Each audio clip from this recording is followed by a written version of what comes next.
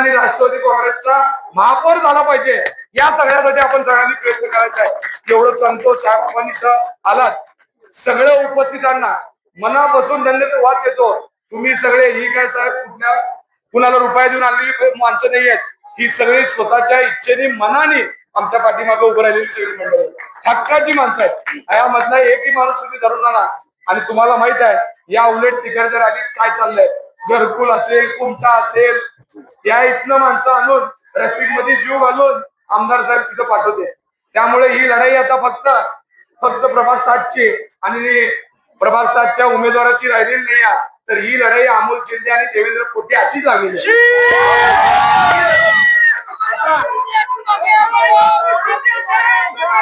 Bharatiya Janata party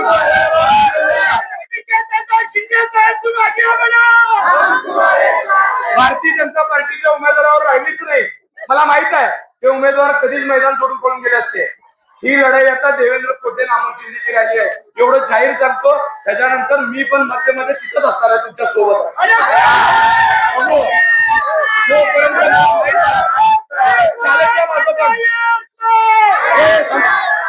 राजकारणात माझं पण तुम्हाला ओपन चॅलेंज आहे। ह्याच्या पुढच्या काळात तुमची आणि माझी खात आहे।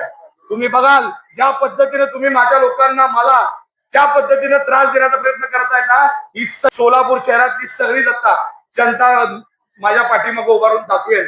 हिंदू असेल, मुस्लिम असेल, आम्ही अतिशय जीवाभावाने एकत्रित राहणारी माणसं आहे। या इथला दलित समाज असेल, इथला सगळ्या 18% जातीची माणसं इथं तुम्हाला बघायला मिळतील। या सगळ्यांच्या जीवावरती तुम्हाला एकच सांगतो, आता सावध व्हा।